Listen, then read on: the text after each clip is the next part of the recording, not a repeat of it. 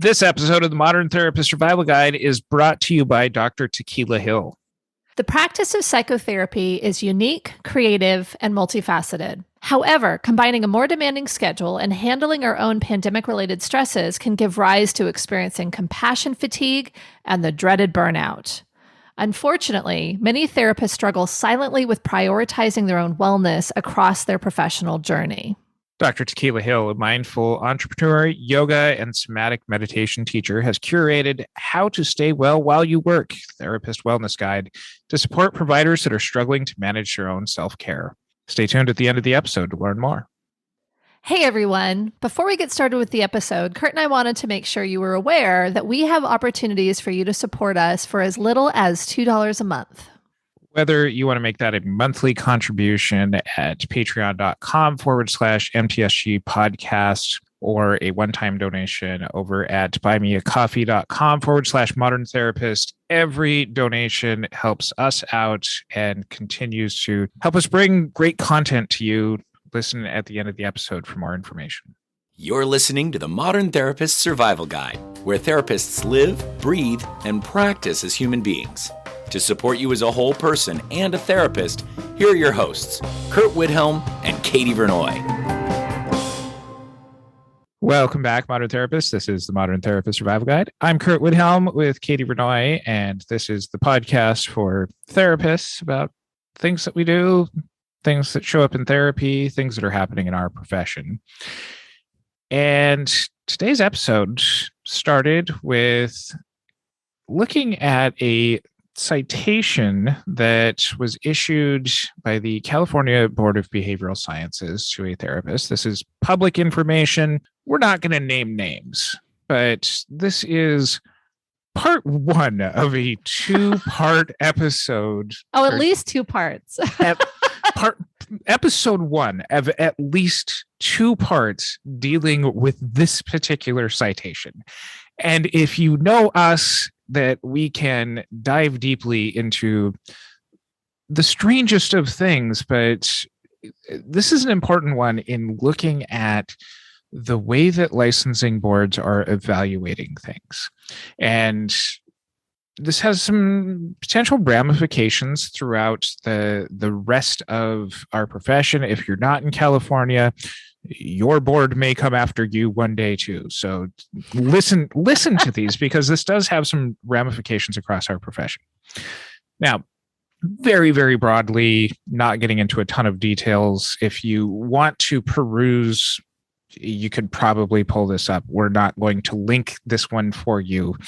But very, very broadly, a therapist was doing reunification therapy with a parent and children. And my understanding of reading through the citation is that the therapist used a curse word in session.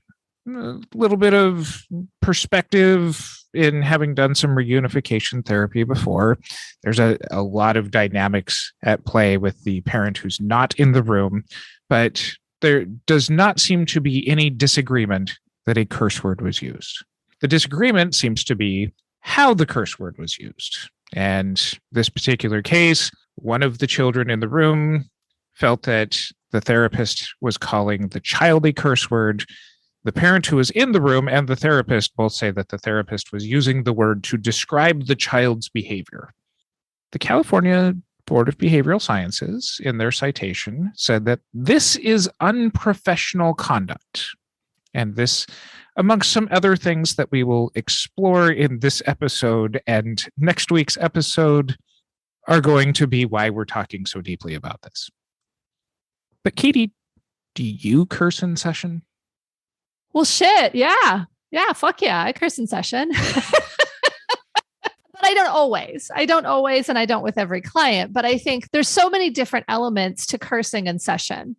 And obviously this one's going to get one of those explicit marks. And so maybe we should have put a warning. We already put it on the episode, but if you don't like cursing, turn it the fuck off.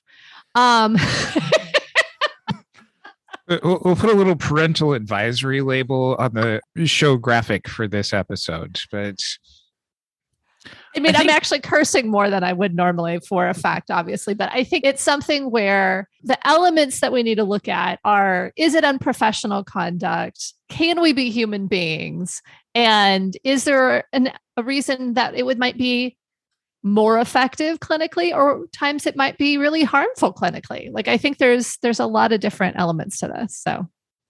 So I think anecdotally, a lot of us who work in the fields tend to take an approach of we'll adopt the kind of language that a client is using. And oftentimes following their leads, and particularly in working with teenagers a lot in my practice, I'll get the question of, can I curse in here? Usually after they've said a curse word. But yes, same. With adults, though, in my case. And oftentimes I will say, this is your space. And if this is something that helps you to be able to express yourself well, go ahead and do it. And I may, reflect back their language. It may give me a little bit of, more genuine approach and letting down some of my professionalism a little bit in order to help clients feel that I'm connecting with them on their level. And for many of the therapists that I talk about, we tend to take this kind of an approach, that particularly when we're working with communities that have maybe had some issues with the way that therapists come across to professionally, that there's a lot of power in the language of using curse words that helps to show that, all right, as therapists, if we can meet with them on the level and the way that they express themselves, that it helps to build more of a real relationship. And I've seen this back when I was working in agency work, working in substance abuse with the homeless populations, that it did just kind of help give me a little bit more of a response of clients thinking that I'm authentic. And I imagine that you had some similar experiences in TMH yourself. Sure. I mean, I think there's a few things that you said that kind of struck me, and I don't know if it's worth, talking about, but I think there's using the client's language, and you said kind of meeting them at their level. And I don't know exactly if that's saying like one's form of language is better than another. And for me, I don't think that's what you were trying to say, but I think for me, it's more kind of embodying the space and using the language with them without a judgment there. But and it wasn't intended as placing anything as far as being a higher or lower level. I mean, if I have a 3-year-old in session that we're going to talk on, our hands as phones in order to convey messages, I'm going to meet with them on their level. So this is just kind of being able to match client characteristics. Sure. Okay. I think the other element that you're talking about really is authenticity. And for me, I want curse words to be used in session where it feels authentic to do so, and potentially as a connecting mechanism. But I think just using curse words because your client does, I don't think is going to fly. So I think a couple of things there. I don't know if they're relevant, but to answer your question, I think the more important elements of this is knowing your client well and really reflecting their language without assumption. I know a mistake that I had made more than once, and I realized it as I was doing it, is that I assumed that the client cursed and I was wrong. And I had used a curse word. I saw their eyebrows kind of go up, and it was something where I felt it was to reflect the gravity of what I've experiencing, like, oh, fuck, or wow, that was really shitty. Like I've used those expressions because that's how I talk in other arenas.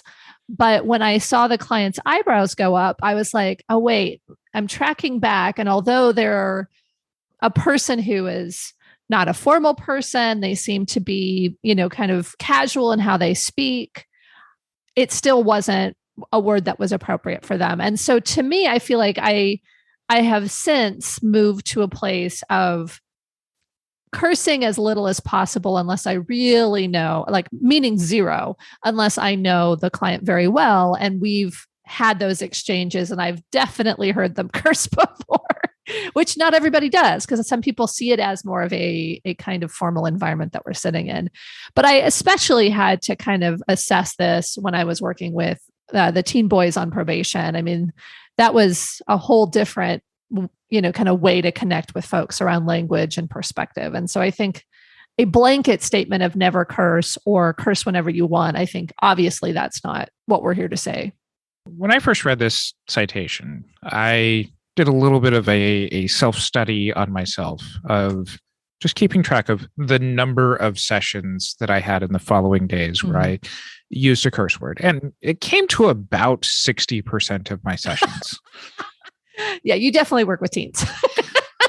I work with teens. I work with parents. I work with a number of different clients that our relationship has established. And I don't consider myself somebody who curses frequently in my day-to-day life. So you curse more in session than in your day-to-day life. Probably. I mean, I haven't done this kind of data tracking on my personal life. Maybe I should, just for comparison's sake. But in observing myself, I did the follow-up question of, well, why am I cursing here? And it fell into a couple of different categories. One was to really kind of ask clients to expand on things like, if a client says like, I'm feeling like shit today, or that's going to make me feel shitty. Like, oh, why do you think that that's going to make you feel shitty?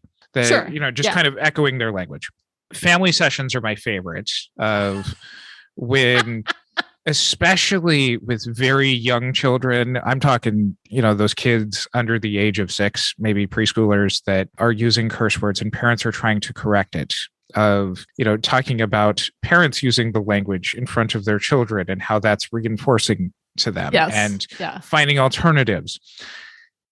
And then there are those times where there's just kind of the emphasizing a point with clients that I've already had an established relationship with where this is being used, being able to just kind of help them maybe recognize a particular moment in session as far as here's an emphasis on this.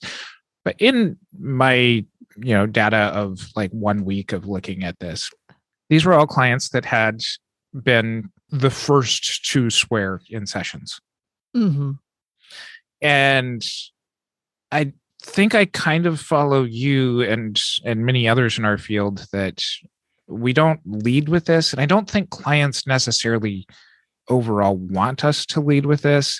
There's a couple of older articles, talking 10 plus years old now, that kind of look at the role of therapists swearing in session very, very minutely. And seems to be from times in our fields when there really was a lot more of this elevated professionalism expected of psychologists, therapists, social workers, etc. But I think, really overall with the old man shaking his fist, decaying morals of our society, where cursing seems to be a lot more prevalent, I think in the last 10 years, this has been something where either we're more readily admitting it or our clients are actually looking for more of that humanity out of the professionals who serve in these roles. Well, and when you were talking, the concept of professionalism has a fairly biased frame. It's something that's very specific to a specific culture. I mean, typically white culture is more in the like, I am professional if I don't curse. I think even words that are considered curse words, sometimes there's such a morality around that and morals are culturally bound that I feel like if we were to never curse, and if we don't curse personally, I don't, you don't have to bust out a curse word if you never curse, but like for those of us who that's part of our communication, I think it is interesting that our profession and a professional body would say, hey, that is unprofessional behavior, when in fact, it may be the most connecting thing we can do. Like I said, I've made mistakes and curse when I shouldn't with clients that don't curse. And I recognized it in the moment. But to me, there's using it thoughtfully. And then there's also just being who you are and talking how you talk and having the clients that match with you. I mean, there are folks who just, that's how they talk. And should they be required as therapists to completely remove all cursing from their vocabulary? Now, you bring up the professional organizations. Yes. And there's one professional organization who puts it in their ethics codes. And this is the National Association of Social Workers. Their standard 1.12 or 1.12, derogatory language. Social workers should not use derogatory language in their written, verbal, or electronic communications to or about clients. Social workers should use accurate and respectful language in all communications to and about clients. So it's implying that cursing is de facto disrespectful. I think that in any ethics code, there's room for interpretation here, but this one is specifically talking about the language that gets used. And it says derogatory language, I guess. So like that's where the interpretation is that you're talking about. Right. Which then kind of leads to the question of who gets to decide what words mean. This is a intention versus impact sort of conversation, because I can think of a million ways to not use curse words and still speak derogatorily about somebody. Sure. And I can think of ways where clients may even be offended for not utilizing the kind of language that they incorporate into their world, whether that includes curse words or not. Yeah, I just think if you were to when somebody says I'm feeling really shitty today, like you could come back and say, well, what do you think is going to make you feel that way? But if you were like, so what makes you feel like poop today? Like I think first off, it would just be funny, but secondly, it's editing them. Well, in the reframe. I have worked in environments before where clients readily use this kind of language all the time, but have had coworkers who would try and kind of calm things down and be like, can we not use that language here? Can we use something more respectful? And those kinds of coworkers didn't last long in those environments. Yeah. Some of looking at this is also looking at some of the neurological research that has come out in the last 10 or so years about the effectiveness of using curse words as a way of relieving pain. Oh, interesting. And we'll put some citations, at least in the show notes. I'm not necessarily going to find all of the source articles here for people, but but we're going to cite. We're going to have citations. Never fear. You'll be able to find it. We're going to have some citations here, but the use of curse words has allowed for people being subjected to physical pain to report on a subjective units of distress, less pain being felt when they're allowed to curse. Mm. And this was also replicated in a Mythbusters episode. So it has to be true. If it's a Mythbusters, it has to be true. Yes. The question really becomes, is cursing allowed or not? And this is where we get into these weird, can we create blanket rules for our profession? I'm not going to be leading cursing with my clients. No. Especially, children. Yeah, I think probably the parents would not be pleased if you taught your child clients to curse. Mm-hmm. And part of this is going to be based on your theoretical orientation. If part of what your family therapy is working on creating structure around appropriate language in the household, and kids are going to be cursing or not, or if that's something that parents are trying to move their kids away from, inevitably you're going to have to at least document what you're working on. Yeah.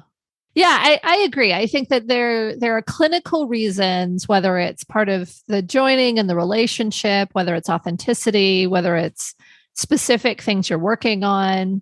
I think there are reasons to thoughtfully engage in cursing in session, because I think otherwise it is really just about humanity.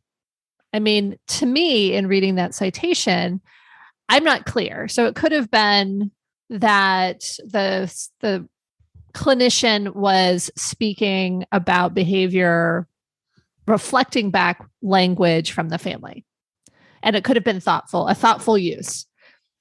But I'm curious, having worked in a lot of these types of situations where there's reunification or DCFS involvement or probation involvement, where there's families that are under a lot of stress, they're being mandated to treatment. There are a lot of things going on, and those families righteously can be challenging for a clinician to work with, and it can be very, very overwhelming.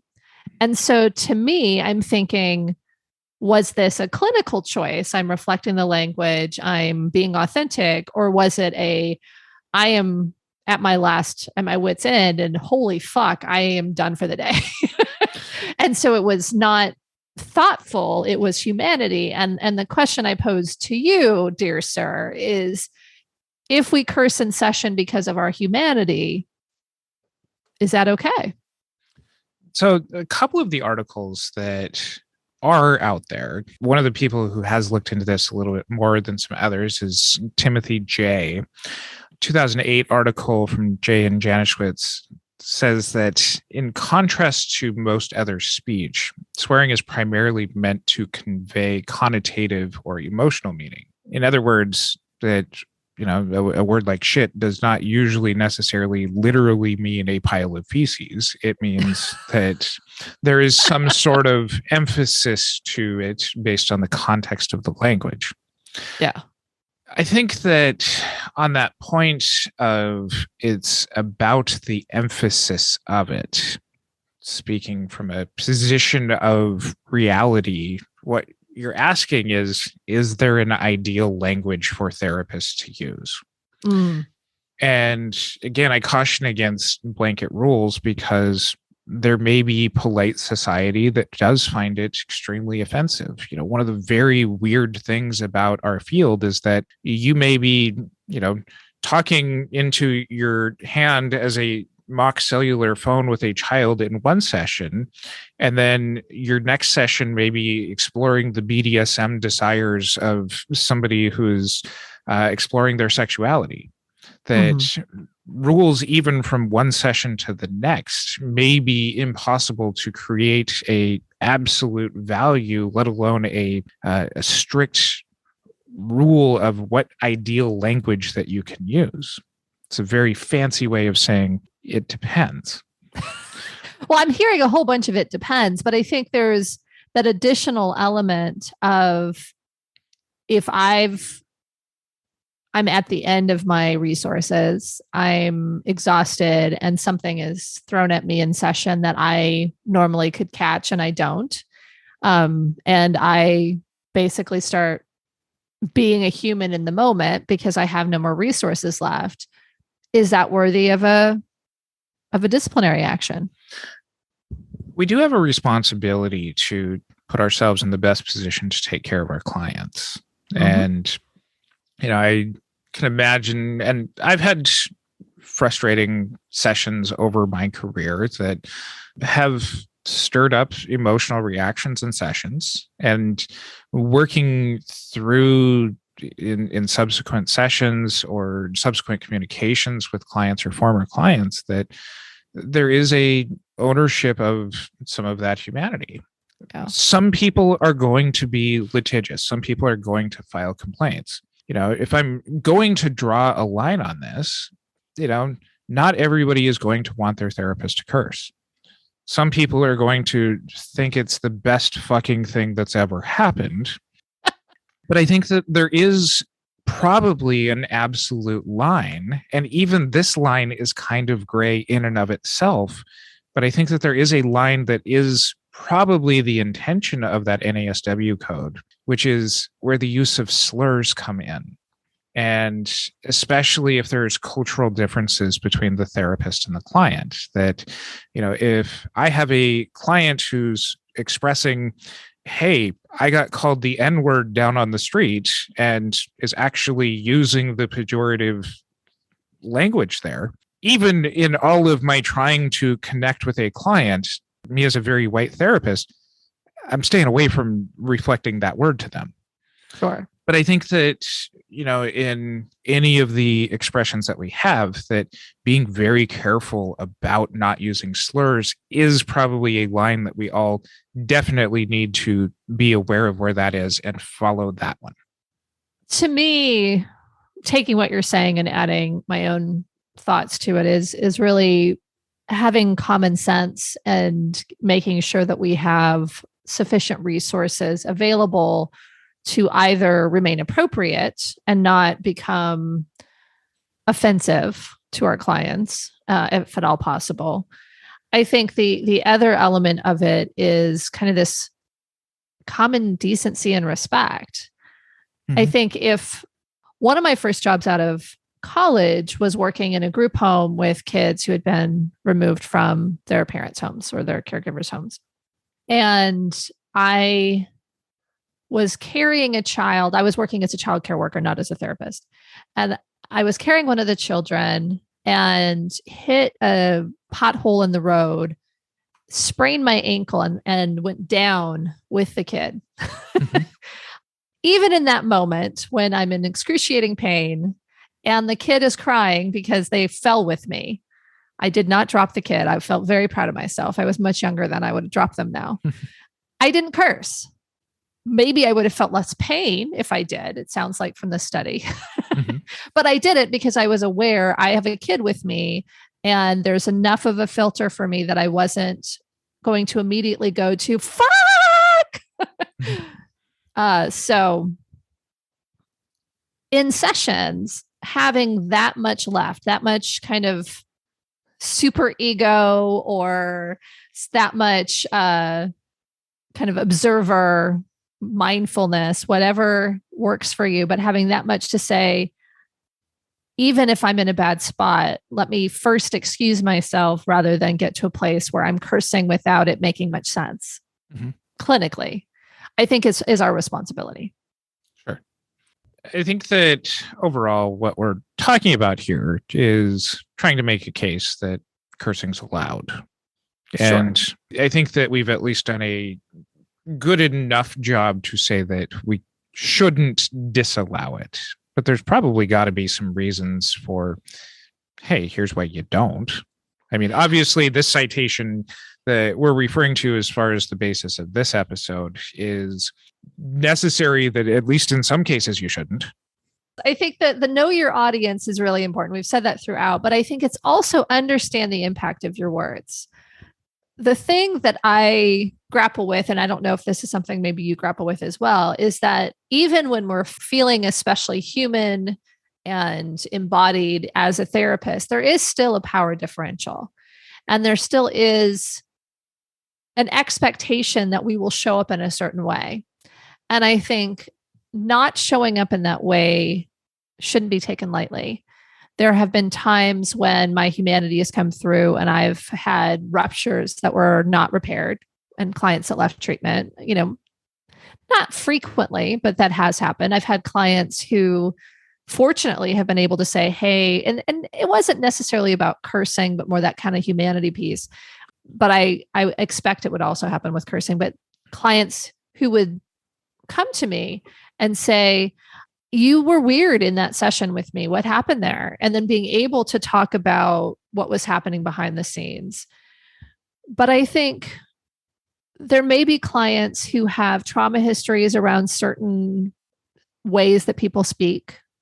There may be things that you would need to know before you really dig into or become, I think, too free in how you express yourself and your own humanity. I think there's times when having curse words in your vocabulary could be a hindrance to you in connecting with clients and keeping the environment safe for them.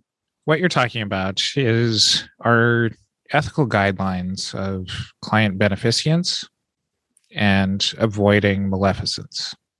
That what we do is for the benefit of clients, and we don't do the things that harm clients. Yes. And the history of, polite society using proper language has been proven to often been an exclusionary way of keeping diversity out of professional roles. Sure. And this has existed to today. And I think that, there's always the default to remaining in this classical professionalism that is the guidance to avoiding that maleficence. When in doubt, be safe. Yes. But when clients curse first, fuck yeah, we're going to do it. Shit. We will link to some articles here in the show notes. You can find those at mtsgpodcast.com. One piece that we didn't really highlight in the middle of the show that I think is worth pointing out is a master's thesis dissertation from Holly Ann Giffen from 2016 that served as the basis for us finding some of these other articles. We will include a link to that in our show notes. You can find those at mtsgpodcast.com, and follow us on our social media and join our Facebook group, the Modern Therapist Group. And until next time, I'm Curt Whithelm with Katie Vernoy. Thanks again to our sponsor, Dr. Tequila Hill. Therapists, if you are tired of going in and out of the burnout cycle and you desire to optimize your wellness, Dr. Tequila Hill has created and curated a wellness guide specifically with deep compassion for the dynamic personhood of the psychotherapist. Subscribe to Dr. Hill's offerings at bit.ly/staywellguide. That's bit.ly/staywellguide. And you can find many of the inspiring offerings from Dr. Hill's 17 years as a practice leader, supervisor, mentor, human systems consultant, and wellness enthusiast. Once again, subscribe to Dr. Tequila Hill's How to Stay Well While You Work Therapist Wellness Guide at bit.ly/staywellguide. Hey everyone, Curt and Katie here. If you love our content and would like to bring the conversations deeper, please support us on our Patreon. For as little as $2 per month, we're able to bring you more content, exclusive offerings, and more opportunities to engage in our growing modern therapist community. These contributions help us to expand our offerings for continuing education events and a whole lot more.